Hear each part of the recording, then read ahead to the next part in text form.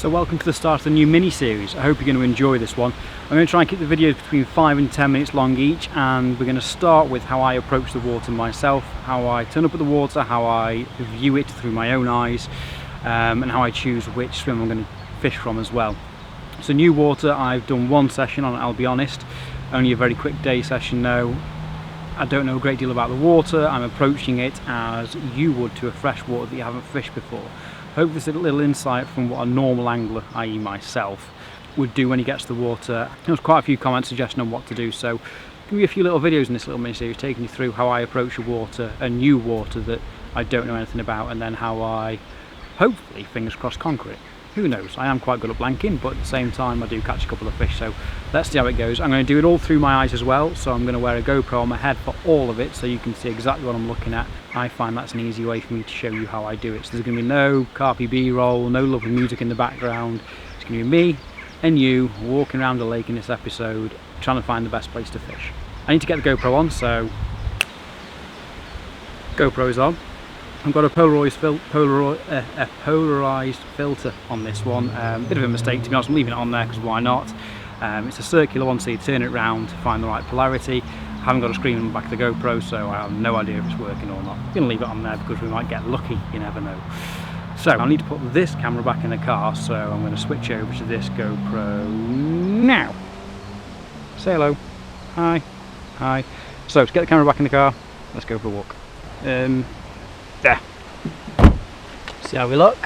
Gotta make sure we look fabulous as well, haven't we? Let's be honest. Right, okay, let's go for a walk then. Car's locked. So as you saw from the introduction video about the new series and the new water, I have a new club ticket. This is the first water I'm going to start fishing. Lovely and secure, keeps getting the main gate. As you can see, lots of signs, lots of notifications. There's 2 boards with pictures of fish on. Here's the first one. So lots of fish to go at, lots of pretty fish as well. Let's have a look at see which ones we like. I like my dark commons, but I like mirrors like these. They're pretty. That's a pretty fish. Big barbelly. Right, let's go for a stroll. It's a beautiful water. This is the shallow end. Obviously you can't night fish here, you can't really fish here at all, to be honest. There's no pegs.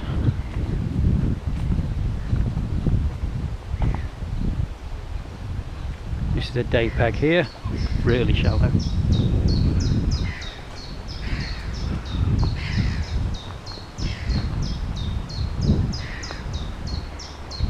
More day pegs. It's actually looking quite busy today, which isn't a very good thing. As you can see, big bed of pads here. You can fish here in the daytime, you can't night fish it, so this could be quite a good little spot to get in. Put some couple of baits around the lily pads, down in the margins as well. Not sure if the filter's working, but get my Polaroids on. It's a little bit murky at the minute, but you can see the bottom. It's mostly sand on the bottom, a little bit of silt further out. Just keep on walking. So as we move round, this is one of the swims here. You can night fish from here as well. I'm just getting my phone out because I'm going to show you the weather. If it decides to load up, the signal's awful. There we go. So, weather. Hope you can see this. You're only showing it every couple of hours unfortunately, but it gives you a good idea. Wind wise we have got south-southwesterly, southwest, west-southwest and southwest. So nice warm wind blowing in from the south. Average sort of wind speed, you can see there's a little bit of a ripple on the water, nothing major. Temperature upper doubles, 15, 17, 15, 13 at 10 o'clock tonight. Slight chance of rain, mostly sun with cloud. That looks about right to me. And the pressure is just over 1,000 millibars. Now that's quite good pressure actually. It's not too low, it's not below the magic 1,000, but it's quite good. If you don't know a lot about pressure, do some research on it. There's loads of information available. I'm no expert, clearly, but the higher the pressure, the sunnier it is, the brighter it is, the less clouds are in the sky, Also therefore that means the fish can be higher up in the layers, so if you've got high pressure, get some zigs out, get the floaters out. If it's low pressure, you can be on the bottom normally, so get your bottom baits out. So pressure's about 1,000, just over 1,000 millibars, 1,009, 1,008. And as you can see on the ripples of water, it's a south-southwesterly wind. Wind's blowing across the lake that way. Lovely water though, beautiful water, loads of reed cover here, loads of lily pads all around the edge outside, big reed bed over the far side and on the right hand side from this peg as well. Good little spots from this peg, just walking onto it, off the edge of these reeds here would be a sneaky little spot. You could drop some chopped boilies in maybe, get a little wafter over there. Right down here as well could be a good spot. Quite close and intimate little water in my opinion. Everything's quite close and you don't have to fish far out, which is lovely. Wind's completely destroying this, but I can't do a lot about it. So this is the last peg on this little stretch here, and this sort of gives you access again to the reeds in this corner. Up along this margin here is a great few spots up against these lilies. You can fish from further on down there, we're going to walk to in a little while, but against these lilies here, a little bit of open water as well.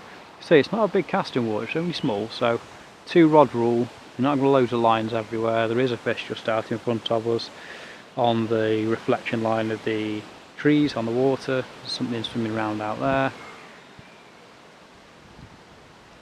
Again, I probably wouldn't choose this peg, just in the situation that we're in today, with how the wind's blowing.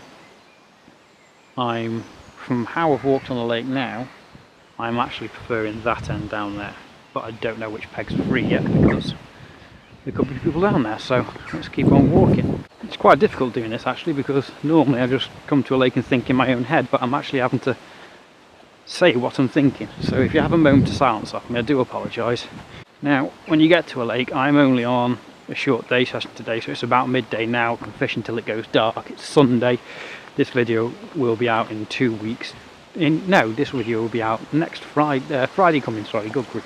So it's a short day session, but I think it's imperative to find the difference between, if you're on a short session, having your rods out for the most amount of time, but also having them in the right place. You can get to a lake, chuck the rods in for 3 hours and just hope there's fish there, or you could spend 2 hours walking around and spend an hour on the fish. I know which one I'd rather choose, and that's being on the fish all the time. So you could spend ages walking around the lake. This isn't too big, it's not a big lake, so I don't know, you could spend a good hour walking around here if you really wanted to, or half an hour if you see the fish in the right place. Anyway, back to it. So where we are now, we stood over there before, we're now here against this lily bed which you could fish from over there, which would be great because obviously you could walk around here, bait up with some particles along that line there, and crushed boilie maybe, spread a few boilies out in here to get them rooting around, be a good shout. And you've also got the runoff here as well, so the natural course of water is going to be flowing towards this outlet point here. So over time, anything that's on the surface in the slack water here will get drawn this way, could pull fish in to feed off things that are coming here, dead insects, live insects, small fish, could be anything. There was actually a pike angler here a couple of weeks ago. I had a little pike from this spot with his spinner, which was nice. There was a fish just out there then. In fact, 2 or 3 fish. I can see my Polaroids, not sure if that polarizing filter is working, but on the reflection line of the trees again, not far out, 20 yards out maybe. There you go, there's one just shown. To the right there's a couple as well. So this could be a good little area.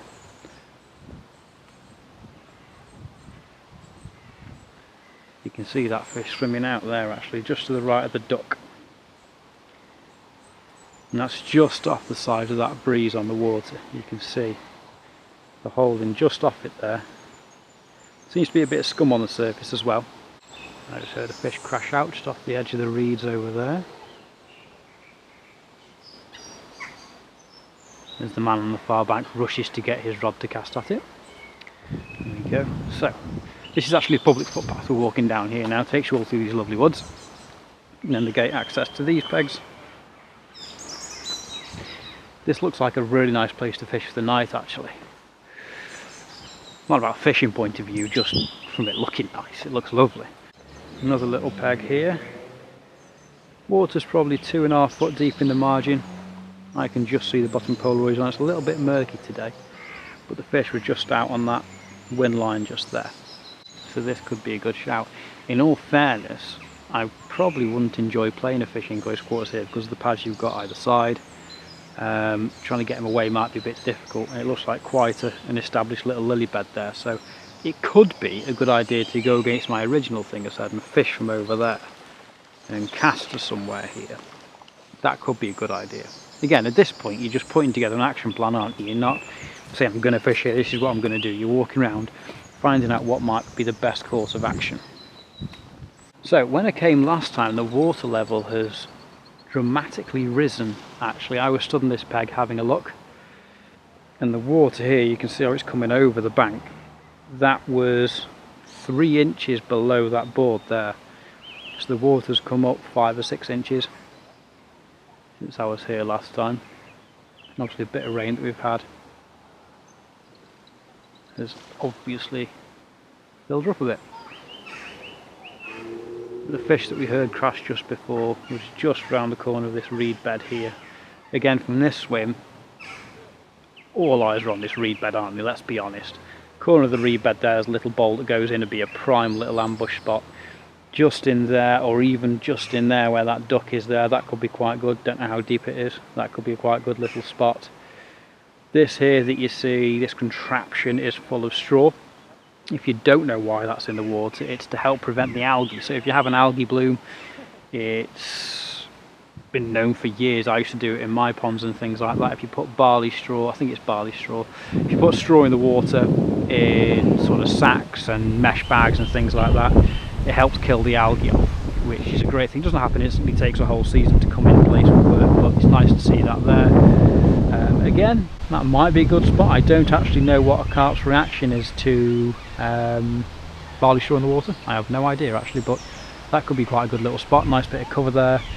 Goes quite shallow here, you can see, right up to the back of this stream. I think this is an inlet for the lake, I'm guessing. Yeah, nice little swim here. You command a fair bit of water out to the middle. Same with all these swims down here, you've got a fair bit of water that goes out. You've probably got 60 yards out, something like that. I've actually preempted where I want to fish before I've seen it, which can sometimes be a really bad thing. When I've walked on and seen how the wind is, I actually want to fish peg 1, which is right down that reedy bay, and that's where we're going to eventually walk to next. We're going to go all the way back around the lake, right down that side and have a look. But so far the only fish we've actually seen are just out here in this sort of area. There's something lovely about running water, isn't there? Little pond skaters flapping around the surface. Beautiful. That'd make some lovely B-roll, but we're not here for that today. Yeah, they're still there, look, all on the surface, just there. 1, 2, 3, 4 fish I can see. Again, I apologise about the polarising filter. If we've fallen lucky and it works, you'll be able to see that. If it hasn't, I'm useless and it's not on there for any purpose whatsoever. Now, I know you're thinking the same thing as me. Right now, that's the place to fish, and I completely agree. From what we've seen so far, they're still out there now, all on the top over there. This here is the right place to fish, either from here, fishing out to them over there, or from that bank, fishing out. Whichever way you go at it, I don't think there's going to be much of a difference. If you're going to get some floaters out there, which wouldn't be a bad shout today, because they are up on the top, this would probably be a better swim because of how the wind is. So the wind's going to take your bait away from your control in a straight line. There's going to be no loops, no sort of bows of line going across the water from the wind taking it. If you fished it from the side there, the wind would take your line, it'd move it across quite quickly. But if you fished it from here, you could almost fish a tight line to your controller. The wind would take the bait out past the control and hold it quite steady in that area, so you could leave it there a while. You don't have to keep on recasting or worry about that. And also, if you're getting mixers out there, you've got the wind behind you to help you as well. So that's not a bad idea. I have got the floater gear with me just in case, even though it doesn't look like floater weather. Doesn't mean it wouldn't take it. Right, let's keep on walking. I'm not going to bore you with walking past all these bits again unless something happens, so I will see you around the other side in a second. So, just to give you context of where we're up to, this is where we walked onto the lake, into the shallow end. That's where we started. So this time we're going that way around, all the way down that bank. There's not a lot to see for the first 200 yards because you're behind a load of trees, so once again we'll cut to when I get there. First swim from this side. This is a day ticket, day fishing only swim. Really wicked little swim this, you're nice and intimate. You see how the water level's risen up here massively. Can we get out there anyway? No. But obviously you wouldn't fish here today because of the ladder over the far side. It looks proper carpy. So we'll ignore that one altogether, because if we see fish there and that guy's on the far side, we're not going to be able to fish for him, but we're going to feel really bad because we've seen some fish. Let's carry on.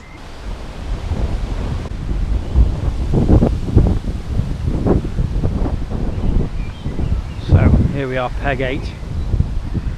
So you can't night fish from here, but this is another one of my pegs that I think in the daytime would be fantastic. When it came down to do some filming for the intro video that you've already seen, this is where I saw them in pillow talk, let's say, in the after effects of this morning. They were all milling around just out here having a bit of fun off the edge of the pads as well, down these reeds here. So this swim, I think it's pretty obvious where you're going to fish to, isn't it? Let's be honest, you're going to fish to the pads. You could have one sneaky little trap just down the corner here. I did see a couple of fish move under this bush, and also to the left you could have one down by the reeds there. Again, I did see a couple of fish moving around there, but you've got to be really on the fish here. So fishing locked up, no messing around, rods pointing to where you're fishing to, so your rod can't bend round, you can't give them an inch of slack, and then sitting on your rods as well. Really important, because if you get in those reeds down there, you're done for. Same with the pads, same with this tree. So you've got to be really on them, bully them out of the area. Now there are some bubbles coming up just out there off the pads. I don't know if you can see them just there. Some little bubbles coming up. So it looks like there's something been there, and they're steadily coming up as well. So I don't think. Oh, and there's a fish. It's on the edge of the pads. So again, another spot we've seen fish. Now I'd actually prefer to fish here. He's quite nice actually. I'm not, so again, Polaroid filter. I'm sorry. There's another one just here as well. I'm sorry if you can't see it or pick it up, but that's actually quite a nice fish right there. Nice mirror. He's now coming back. He's turned around. There's two fish. There's two of them next to each other, and then there's one over here. And now they're swimming back just towards the pads a little bit. So I'd actually prefer to fish here than I would on the far bank. And the way it looks nicer, it's prettier. You can see fish milling around. You know they're going to bugger off the other end of the lake, because they've got the pads as cover there. So you can fish tight with those pads. PVA bag, maybe something like that, or a little single. Fish it tight with the pads. Have your rod sat down here pointing straight towards them. You're safe, good to go. So far, this is my choice of peg, right here.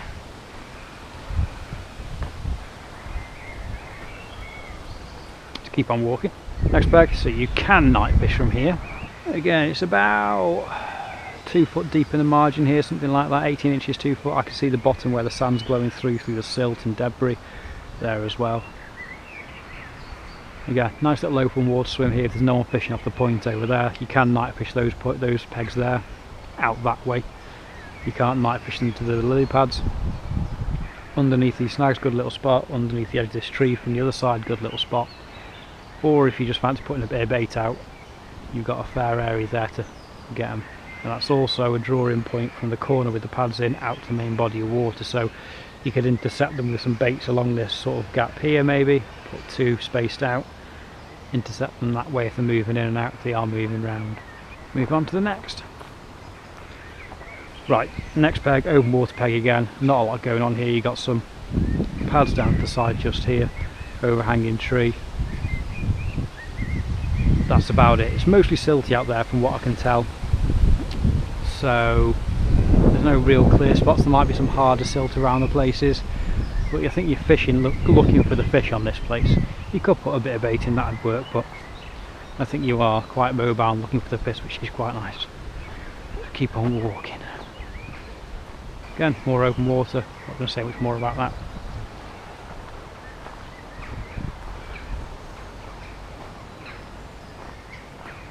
More open water. I think I'm going to go here and fish to the pads. Fish little baits. I'm not going to put any bait in. PVA bags, a couple of singles maybe. Maybe even the floater rod might come out. Yeah, they're still there on the edge of the pads now. Yeah, I'm feeling this. Let's have a look from your other peg. Just have a look over the other side again and let you know why decisions have been made this way, in my opinion anyway. So the other option was to fish obviously from that bank over there or from the corner out to where the fish were showing. It's a great idea, but they can sod off. If you fish in that corner, you can push them out the corner and push them away, which if you have a fish, quite likely they could bugger off. So I think it's a bit of a one-trick pony there. We could always try again there later on. I'm only fishing light today, so we could always have a move around, have a mooch over there later on.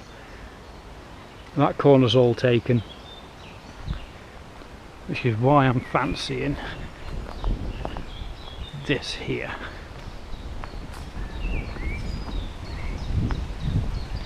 So why I'm fancying this. This swim to me looks perfect. Nice and quiet, sit back away from it all over there, have my rods here. I can fish to the coves of the lily pads. I can drop one in down the margin if I want to. The fish are still there now. I can fish out here. I've got a little bit of open water in front of me over here. I think this is the ticket. This is the ticket, definitely. Let me remove this from my head and we will have a chat.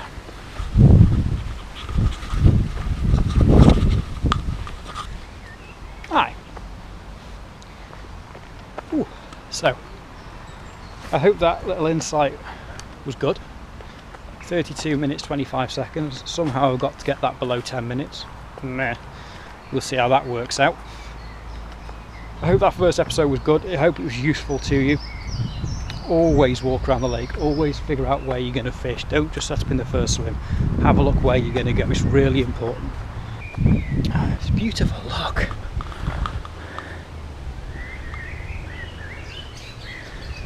What a stunning lake. So yeah, really important. This is only a very simple, easy walk around. We haven't looked at spots to fish on in the swim yet or anything like that in depth. We're literally just going to walk around the lake. Sorry for the wind. And showing you what I do. So, while the wind's picking up, it's a great time for this episode to sign off. Thanks for watching. Car doesn't want to work. Bear with me. Hey! So thanks again for watching. I hope this little mini series is going to be useful to you all. It's nice to show things like this. You always see it from the professional's point of view, from the guys who've got all the TV crews with them and all of that. But I think a bare bones, me walking around with the camera on my head, showing you guys how I approach it, might be really helpful for you. Let me know in the comments what you think about it. If there's anything else you'd like me to do, anything else you want to see, head on over to Facebook. Write some stuff on my page as well there. I've got a few things going on there at the minute. Got a little bit of a giveaway, a few other bits and pieces. So Bankside Blogger on Facebook.